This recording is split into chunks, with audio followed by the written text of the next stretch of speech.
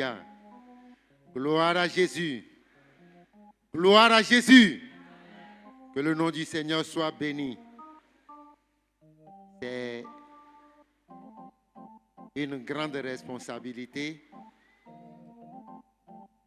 Je veux ici remercier le pasteur Nguessan Yao Israël, remercier le pasteur en second, le pasteur Tapé, Mac, pour l'occasion qu'ils nous donnent d'apprendre à leur côté. Et nous sommes des élèves et nous apprenons à leur côté. Et nous disons aussi merci au Seigneur qui nous fait la grâce de pouvoir partager avec son peuple sa parole. Alors ce matin, je veux partager cette pensée avec le peuple de Dieu et mon message a pour thème le complexe d'infériorité, la prison des conquérants.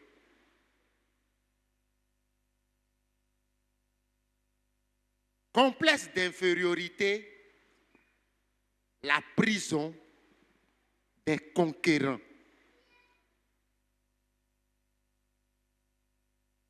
Alors, l'objectif que je veux atteindre ce matin, c'est aider chacun de nous à entrer en lui-même et à réveiller le potentiel qui dort en lui. C'est-à-dire passer en revue tous les dons et talents que Dieu a déposés en lui. Et pour atteindre cet objectif-là, je vous propose le plan suivant.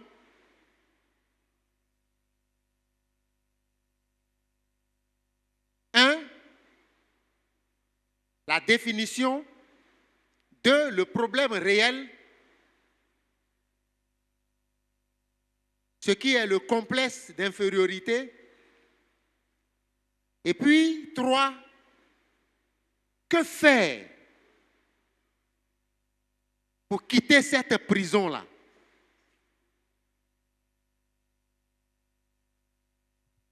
Et nous allons prendre la parole de Dieu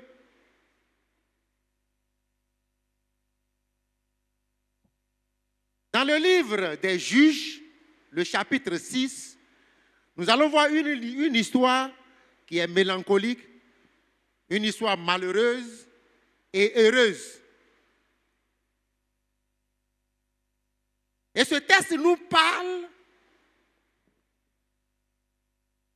de la situation du peuple d'Israël.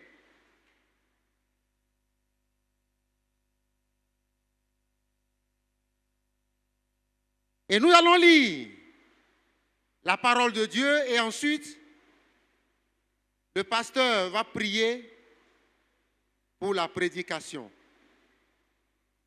Jérémie, excusez-moi, je vais trop vite en besogne.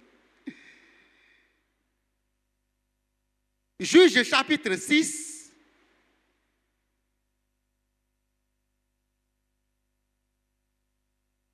Le verset 1 au verset 10. Je vais demander à quelqu'un de bien vouloir faire la lecture.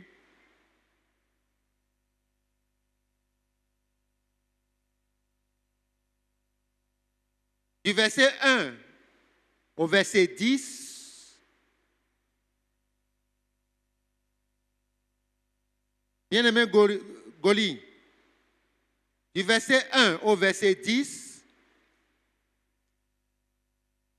le frère Nguessan Félix va prendre le verset 11 au verset 16. Frère Goli.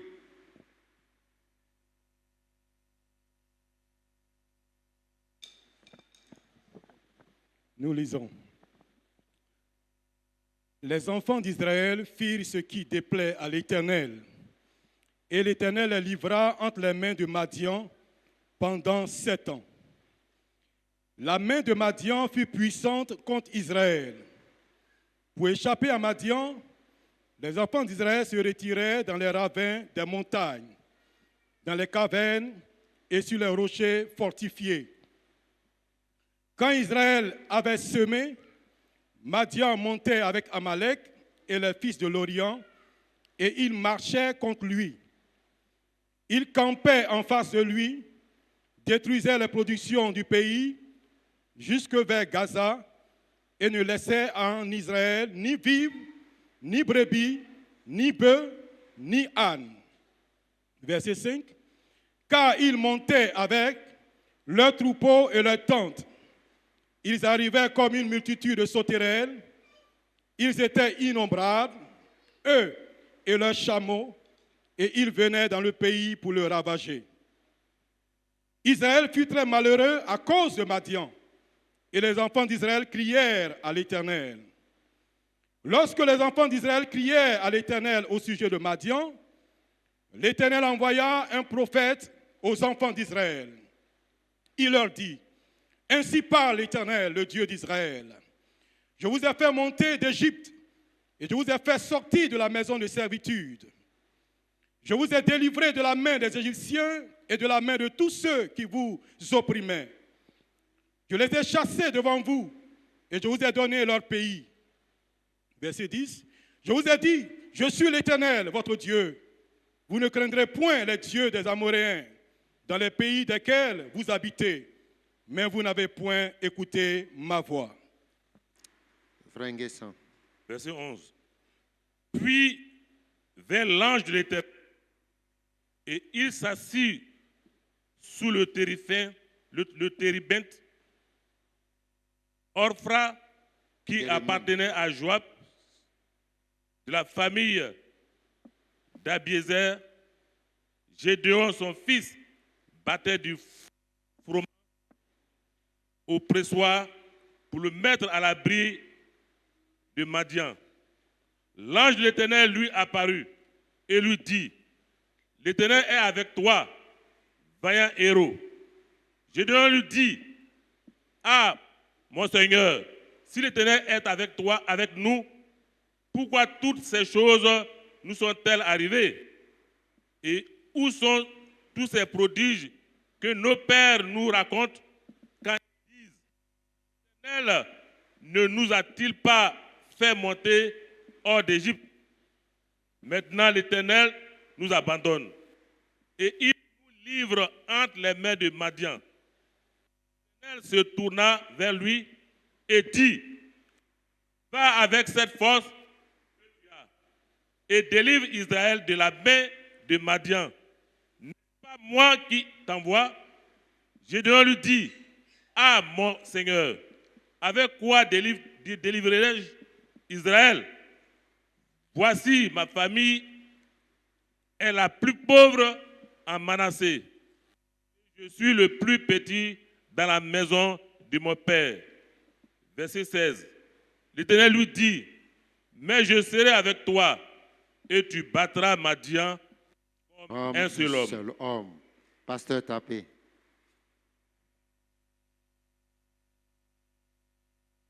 Alléluia, Jésus. Nous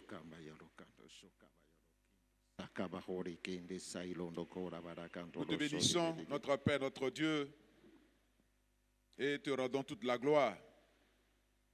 Ce matin, Seigneur, tu veux nous parler, parce que ta parole nous dit, par manque de connaissance, ton peuple périt.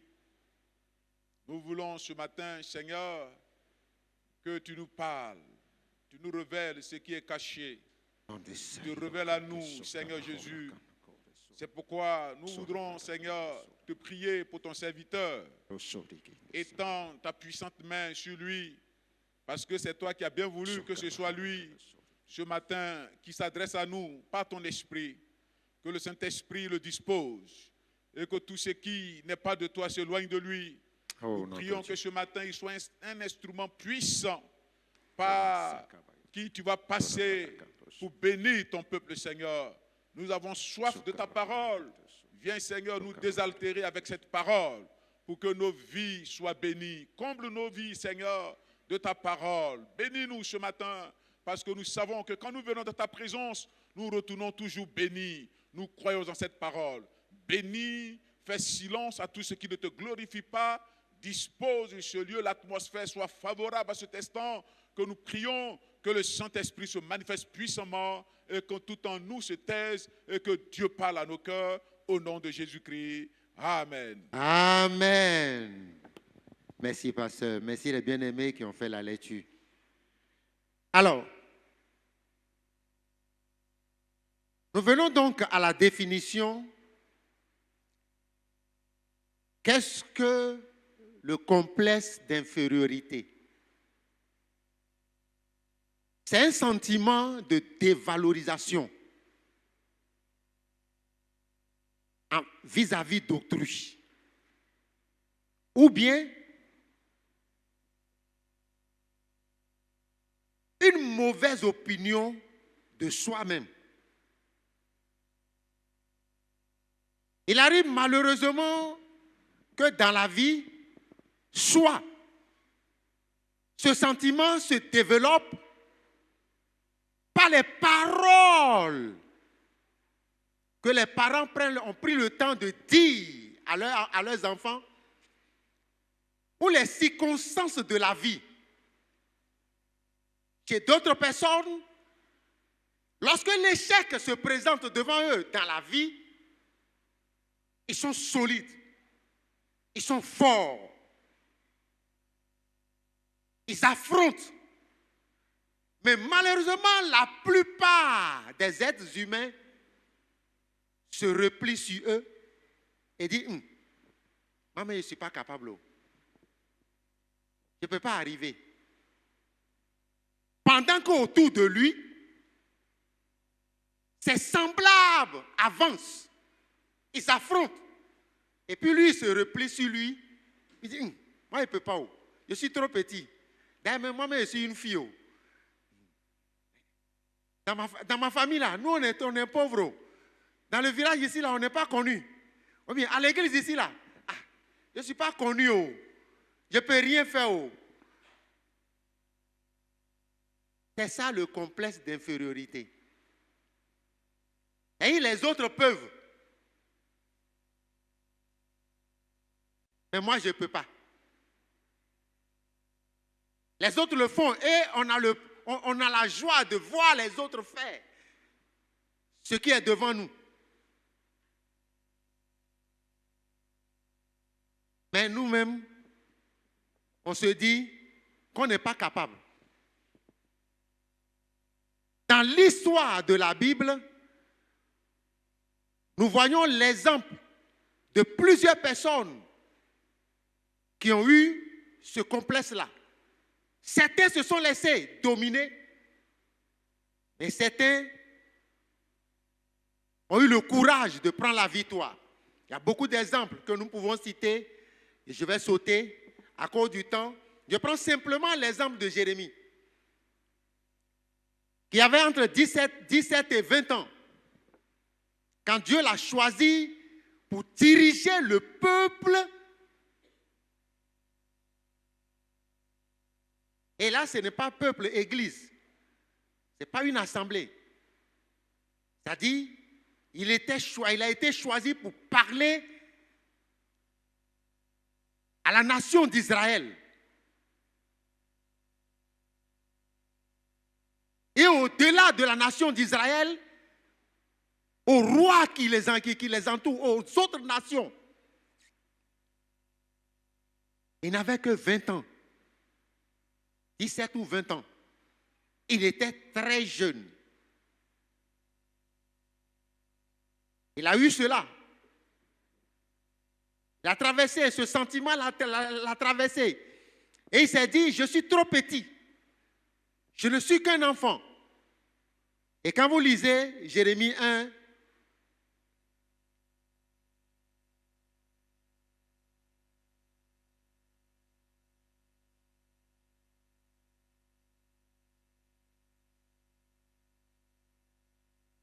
dis pas que tu es un enfant. Je suis avec toi. Alors nous passons. Nous allons essayer d'analyser quelques personnages dans notre test. C'est le complexe d'infériorité.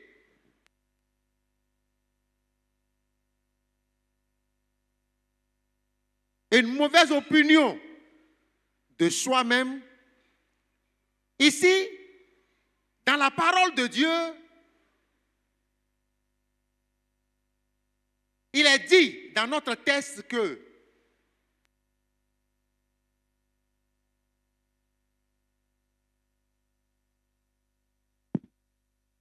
le peuple d'Israël fit ce qui déplaît à l'Éternel. Et l'Éternel les livra entre les mains de Madian. La main de Madian fut puissante contre Israël, au point où Israël était très malheureux. Je disais dans la définition précédente que le complexe d'infériorité peut se développer soit par ce que nous entendons, par ce qu'on nous dit, ou bien par ce que nous vivons. Dans le cas du peuple d'Israël, dans ce contexte bien précis, eux-mêmes, ils ont ouvert d'abord la voie et l'ennemi a frappé. Et maintenant, il n'y avait personne parmi eux capable de se lever et dire non à l'oppression. Et ils subissaient. La Bible dit qu'ils se retiraient même dans des cavernes. Ils se retiraient dans les ravins des montagnes. C'est-à-dire, il y a montagne ici, il y a montagne ici. Et puis, ils entrent dans le petit creux là.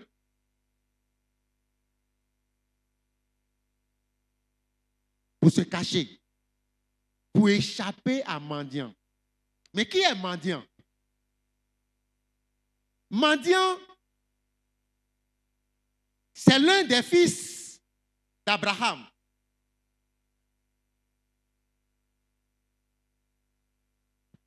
Madian, c'est l'un des fils d'Abraham. Madian, excusez-moi. Madian, c'est l'un des fils d'Abraham. Qu'Abraham a eu après le décès de sa femme Sarah. Il a pris une autre femme du nom de Ketura. Cette dernière lui a donné 6 fils. Madian était le 4e. C'est ce peuple-là qui s'est soulevé. C'est à ce peuple-là que Dieu a livré le peuple d'Israël.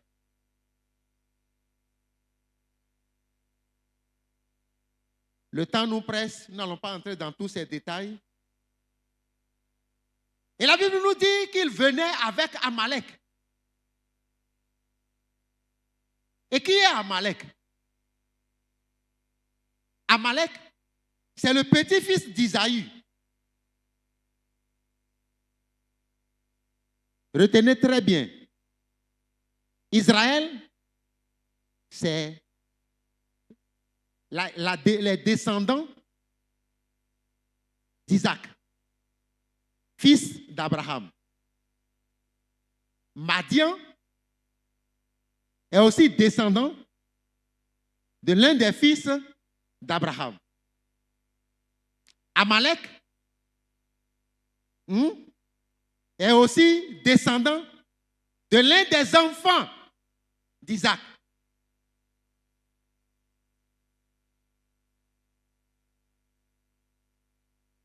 Et la Bible dit qu'il venait avec les fils d'Orient. Ces fils d'Orient-là, qui ils sont? En un mot, comme le temps est parti, nous allons survoler certains détails. Ce sont les Amalécites. et les autres tribus qui habitent le désert, qui habitaient le désert. Ce sont ces peuples-là qui se sont rassemblés pour maltraiter Israël. Alors le problème réel, c'est que Israël ruminait et repassait leur situation d'avant. Ce que Dieu avait fait. Mais le complexe d'infériorité les a emprisonnés malgré qu'ils avaient en eux une force incroyable. Un Dieu tout-puissant qui était avec eux. Et dans leur tête, ils disaient, nous voyons dans la déclaration de Gédéon, maintenant là, Dieu nous a abandonnés et nous a livrés entre les mains de Madian.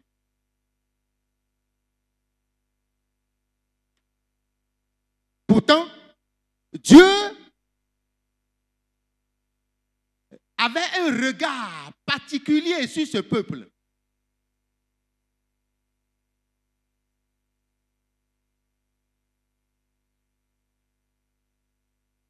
Et ce peuple, chacun de son côté, pensait aux miracles, aux prodiges, à tout ce que Dieu faisait au milieu d'eux. Et ils arrivaient à comparer la vie de cette époque-là, de ce temps où ils marchaient tranquillement avec Dieu, avec la situation qu'ils vivaient en ce moment bien précis. Mais le complexe d'infériorité, ils voyaient Madian, Amalek et les fils d'Orient comme des personnes qui sont hautement au-dessus d'eux.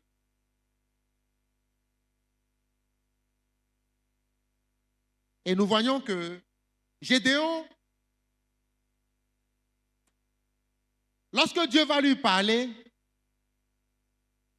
la Bible nous dit que au verset 11, puis vint l'ange de l'Éternel. L'ange de l'Éternel, c'est la personne de Dieu lui-même. C'est-à-dire Jésus-Christ que nous avons accepté.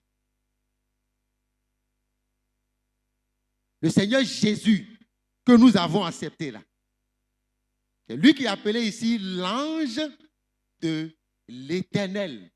Parce qu'aucun être humain ne pouvait voir l'Éternel, le Dieu tout-puissant, et vivre. Mais se manifestait au travers de son Fils, qui est appelé ici, dans le récit que nous avons, l'ange de l'Éternel. C'est-à-dire, il parle en son nom propre. C'est différent quand vous lisez dans la parole de Dieu, où la parole de Dieu dit un ange du Seigneur. C'est différent de l'ange de l'Éternel. Alléluia. Vous suivez bien?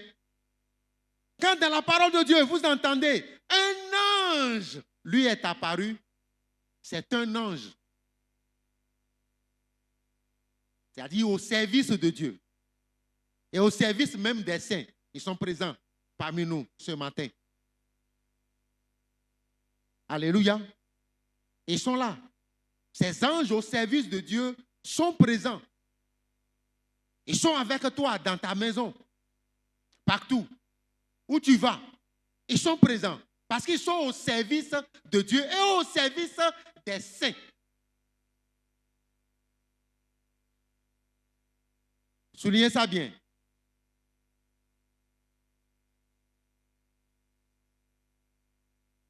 Maintenant, après avoir touché un peu le problème réel, nous allons passer à que faire.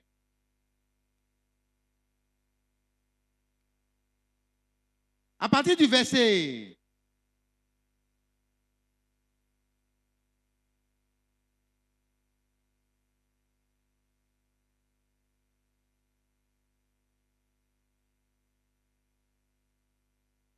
Excusez-moi, je n'ai pas noté cette partie, mais je vais retrouver. Où il est dit, lorsque les enfants d'Israël criaient à l'Éternel, l'Éternel envoya un ange. Que faire? Il faut crier à Dieu. Quand nous remarquons, quand nous constatons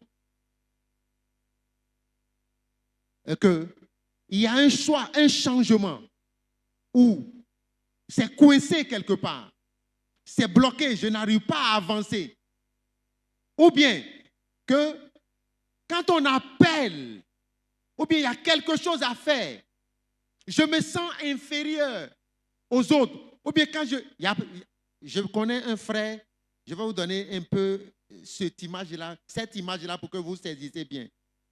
Le frère, lorsque tu lui dis bonjour, il baisse la tête.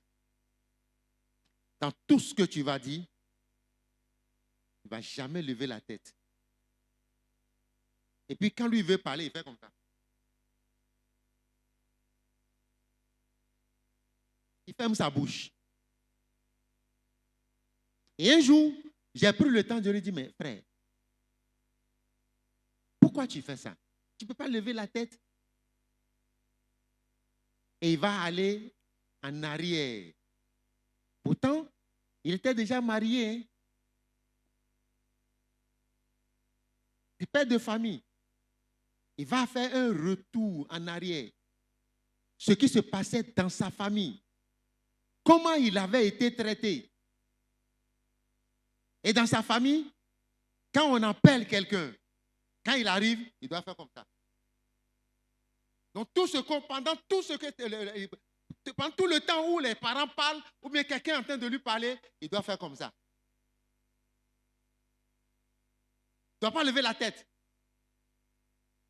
Et c'est resté sur lui, il est devenu fonctionnaire, enseignant, et ça le fatiguait. Vous voyez un peu, ce complexe-là, ça détruit. Malgré que le frère avait vraiment de très grands talents, mais ça l'a freiné. Il aimait le Seigneur, mais n'a jamais pu venir à la chair pour diriger. Chaque fois qu'on le programme, et même les élèves se plaignaient. Que lui, quand il vient donner des cours, il ne lève pas la tête. Il vient, il parle, il tourne, il regarde au tableau, il fait ce qu'il va faire, et puis il disparaît. Vous voyez un peu? Et ça, il était en prison. Comme ça. Le complexe d'infériorité a étouffé, a détruit, l'a empêché d'évoluer. Donc quand tu constates qu'il y a ce genre de choses, il faut se tourner vers Dieu. Il faut crier à Dieu. Ensuite, il faut reconnaître sa faiblesse. Ici, dans le passage, il a dit, les enfants d'Israël ont crié à Dieu et Dieu leur a envoyé un prophète. Ce qui suppose qu'ils ont reconnu leur tort. Ils ont reconnu là où ils sont tombés. Alors ils se sont tournés vers Dieu. Et la réponse, la Bible dit que Dieu a envoyé un prophète pour leur parler. Et la suite, l'ange de l'Éternel est apparu. Pour que la manifestation, il y ait la manifestation divine, il faut que tu fasses un pas. Alléluia. Il faut que tu fasses un pas. Il faut que toi, tu rumines ce que tu as entendu, même si tu ne l'as pas vécu, ce que tu as entendu de Dieu, les témoignages que l'on t'a rendus, de ce que Dieu est capable de faire. Il faut que tu le repasses en ton cœur, que tu médites la chose. Dieu qui sait, qui connaît les pensées de chacun,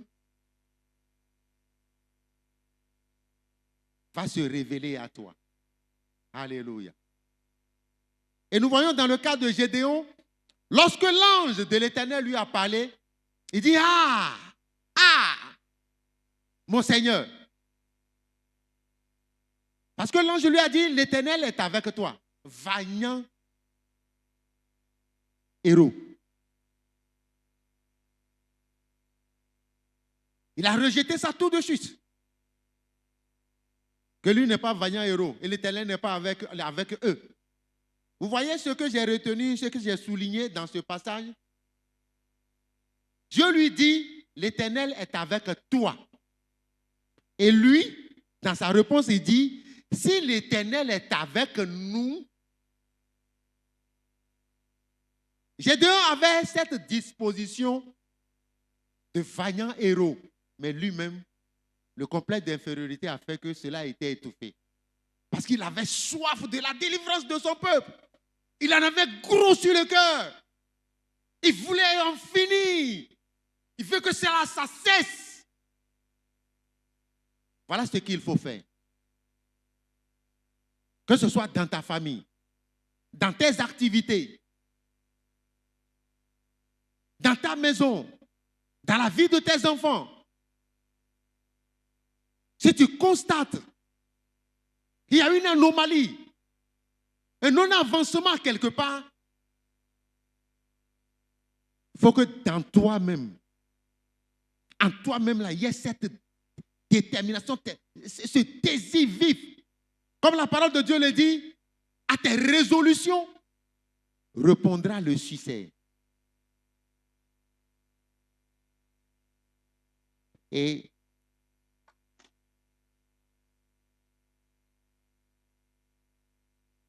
il faut avoir pour finir un esprit d'adorateur.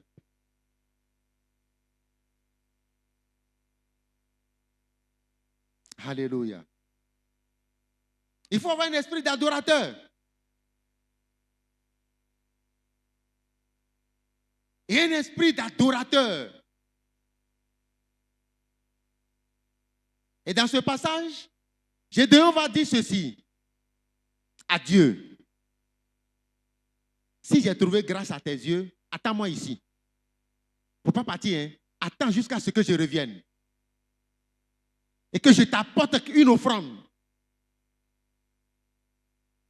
Il est parti.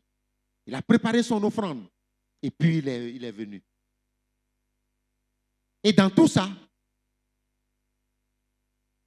il ne savait pas vraiment à qui il avait affaire. Lorsqu'il a déposé son offrande.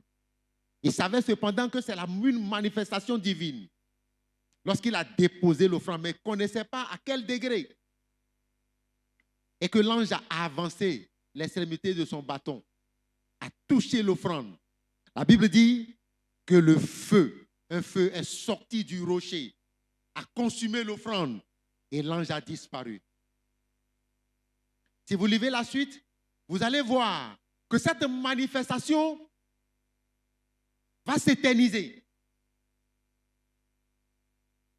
Et le dialogue entre lui et Dieu va s'installer. Il va demander à faire des expériences avec Dieu. Et Dieu va accorder. Et lorsque l'ennemi va se lever, celui qui était emprisonné, ce héros, ce conquérant,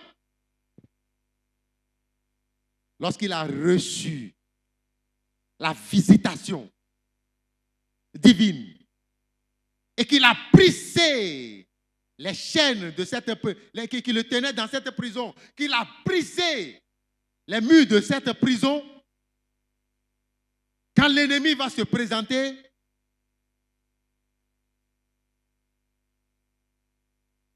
à partir du chapitre 7, c'est lui qui va sonner de la trompette. Et le peuple va se rassembler. C'est-à-dire, chacun voulait être libéré. Mais qui va s'engager? Dit, la délivrance viendra par moi. Alléluia. Il faut le dire. Il faut dire, la délivrance viendra par moi. où le réveil viendra par moi. Comme le peuple d'Israël, aujourd'hui, dans notre monde, l'Église souffre la même chose. Pour conclure, nous faisons des séminaires, nous faisons comment on appelle ça, des mois d'accentuation, des jeûnes et prières. Nous décidons des thèmes. Nous choisissons des thèmes. Et nous, tous les prédicateurs prêchent dessus.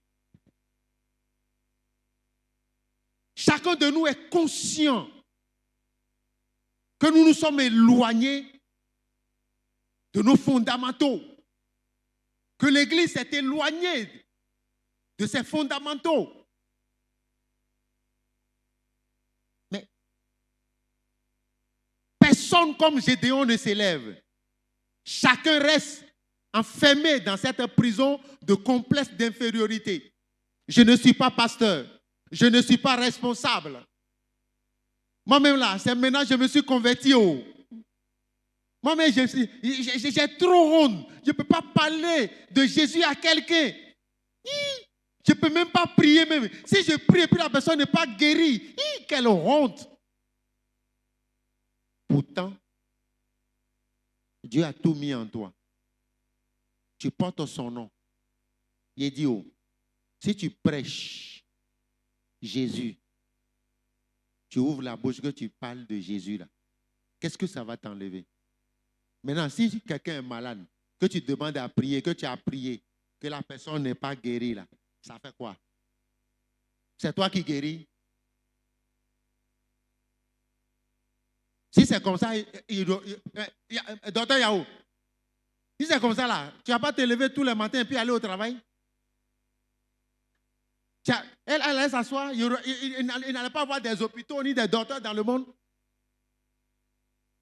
Et aussi, ils allaient s'asseoir et puis dire, mais si je prescris et puis la personne n'est pas guérie là, ça c'est une honte. Hein? Si j'ai fait, mais si j'ai, rien ne va avancer. Bien-aimés, brisons la prison du complexe d'infériorité. Jésus nous a sauvés. Il nous a donné le pouvoir. Je disais que les anges sont présents. L'ange de l'Éternel lui-même est présent avec nous. C'est lui, Jésus, que nous avons accepté. Il nous a donné le Saint-Esprit.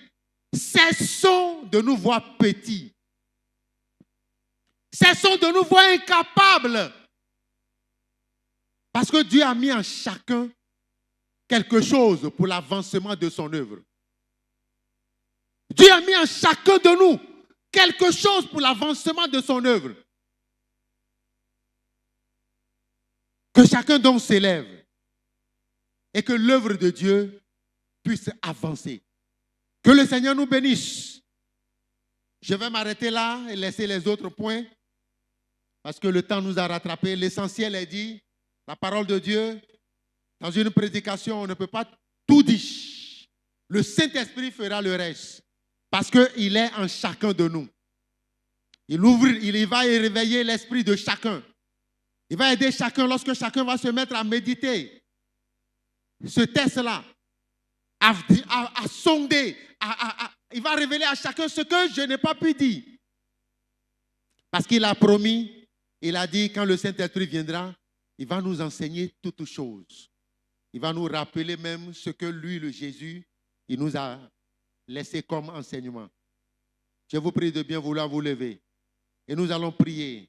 Chacun va dire, moi, je sors de cette prison de complexe d'infériorité. Je peux tout.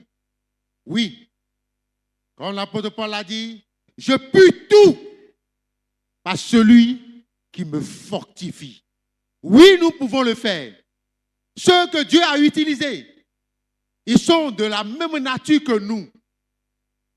Le Dieu qui les a appelés et qui les a utilisés, c'est le même Dieu qui nous a appelés. C'est à son service que nous sommes tous. Prions notre Dieu.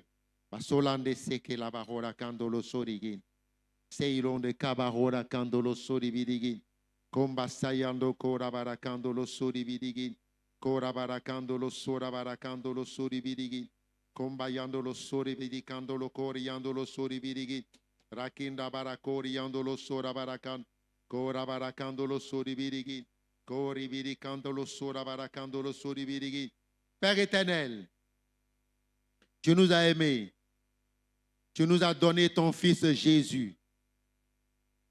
Et en Jésus-Christ, nous avons reçu le salut, le pardon de nos péchés.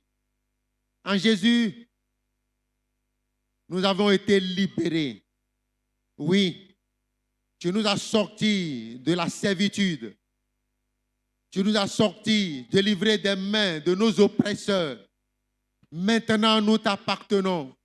Maintenant, en tant qu'enfant de Dieu, en tant que serviteur du Dieu vivant, nous prions notre Dieu que tu nous donnes à briser, à détruire cette prison de complexe d'infériorité, à nous voir grands, à voir même grands, à avoir de grandes visions, notre Père et notre Dieu, à nous engager, à avancer avec foi. Seigneur, notre Père, je prie pour que tu aides chacun de nous. Seigneur, je ne sais pas pourquoi, je ne sais pas qui souffre de façon chronique de cette situation. Seigneur, mais Dieu, je sais que tu es le Dieu qui délivre.